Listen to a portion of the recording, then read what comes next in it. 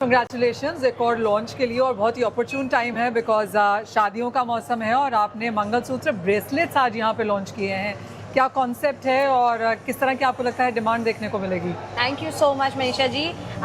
Mangalsutra bracelet का launch करने के पीछे इरादा यही था कि लैब ग्रोन डायमंड्स एक नया डेफिनेशन है डायमंड्स के लिए, बट हम अपने ट्रेडिशन को भूलते नहीं है, हम अपने ट्रेडिशन को रीडिफाइन करना चाह रहे हैं। तो हमारा ये एक मॉडर्न टेक है मंगलसूत्र पे, जो आज की लड़कियों को मंगलसूत्र ब्रेसलेट्स के रूप में अच्छा लगता है।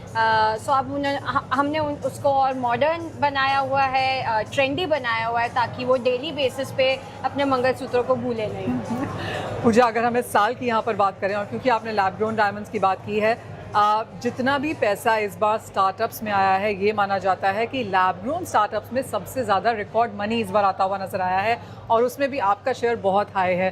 तो किस तरह से आप देखती हैं 2025 में अपनी ग्रोथ और 2026 को लेकर अब क्या प्लान्स हैं?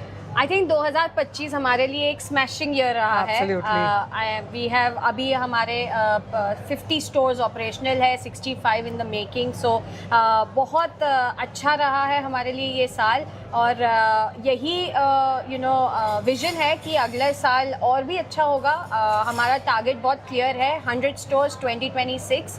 सो हम उसी टारगेट पे फोकस करके चल रहे हैं। And I think India as a market बहुत तेज़ी से ये ग्रोथ पाथ पे चल चुका है। लैब ग्रोन डायमंड इंडस्ट्री में हम हर साल 15 to 20% ग्रोथ देख रहे हैं एज एन इंडस्ट्री।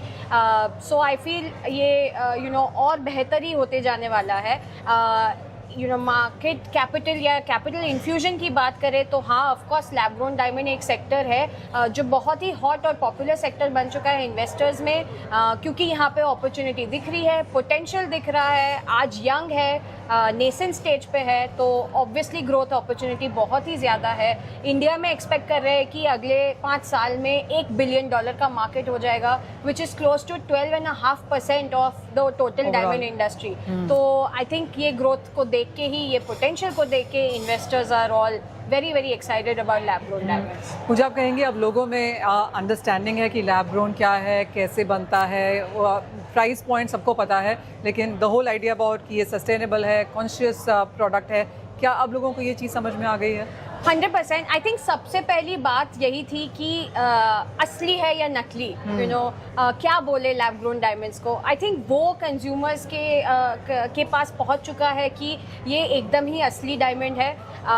जब कोई फ़र्क नहीं है तो फ़र्क के पैसे क्यों दे, ये आज का कंज्यूमर बोल रहा है। सो आई थिंक कंज्यूमर समझ चुका है कि ये असली तो है, पर उसके साथ साथ उसके जो सस्टेनेबल बेनिफिट्स है, प्राइस पॉइंट के जो बेनिफिट्स है, आई थिंक वो सबको देख के कस्टमर लैब ग्रोन डायमंड्स की तरफ और ज़्यादा झुक रहा है। ऑल्सो आज का कंज्यूमर बहुत ही स्मार्ट हो चुका है, उनको यूटिलिटी की they want pieces from a utility perspective. Jewellery locker के रखने के लिए नहीं चाहिए, नई डिज़ाइंस पहननी है, नई डिज़ाइंस पहनने के लिए अफोर्डेबिलिटी होनी ज़रूरी है। सो कंज्यूमर बोल रहा है अब जब सेम चीज़ अफोर्डेबल प्राइसेस पे मिल रही है तो क्यों नहीं, ज़्यादा। पूजा, आपने एक एक्सपीरियंस सेंटर यहाँ पर ओपन किया हुआ है और आपने ये दिखाया कि एक सीड से एक फाइनल प्रोडक्ट यहाँ पर कैसे बनता है। अगर आप हमें वो if you can take us through that. या श्योर, एब्सोल्युटली।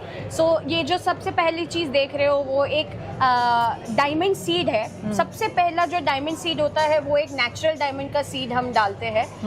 उसको नेचुरल डायमंड का ही डीएनए जैसे बोलते हैं, डीएनए लेके उसको एक वैक्यूम चेम्बर में, इस तरह से वैक्यूम चेम्बर में डाला जाता है और सेम एनवायरनमेंट जो डायमंड को नीचे मिलता है वही एनवायरनमेंट रिक्रिएट किया जाता है ऊपर। So same temperature pressure set होता है और गैस से कार्बन छूट के इसके ऊपर लेयर्स बनाने लगता है।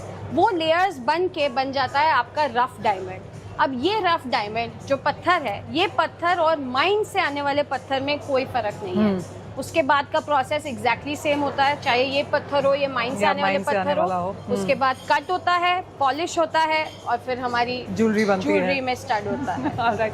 आपने हमें बताया कि किस तरह की यहाँ पर ग्रोथ है और लाइमलाइट के यहाँ पर क्या प्लान्स हैं, लेकिन अगर हम ओवरऑल बाइंग की बात करें तो अभी भी टिकट साइज़ यहाँ पर क्या है?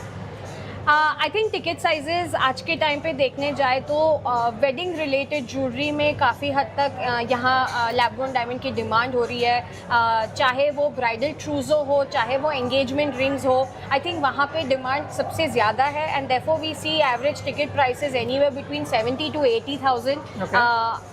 अभी आई थिंक एक दौर ऐसा भी आएगा जब हम पूरी रेंज देखेंगे लैब ग्रोन में, यू नो सबसे अल्ट्रा लग्जरी पीसेस भी देखेंगे। हमने बेचे हैं, हमने 21 कैरेट का हार्ट शेप रिंग भी बेचा हुआ है, हमने 20 कैरेट के यू नो डायमंड इयररिंग्स भी बेचे आपने हुए हैं। 15 कैरेट पहना हुआ है। 15 carat marquise diamond. So I think बड़े स्टोन्स का भी अब यू नो डिमांड बढ़ेगा and at the same time affordability में यंगर जनरेशन को जो ज़्यादातर पहनना है, आई थिंक उसकी भी ज्वेलरी की डिमांड ज़्यादा हमको दिखाई देगी। पूजा, बहुत शुक्रिया हमारे साथ आज यहाँ पर जुड़ने के लिए। Thank you, my Thank you. Pleasure Manisha ji.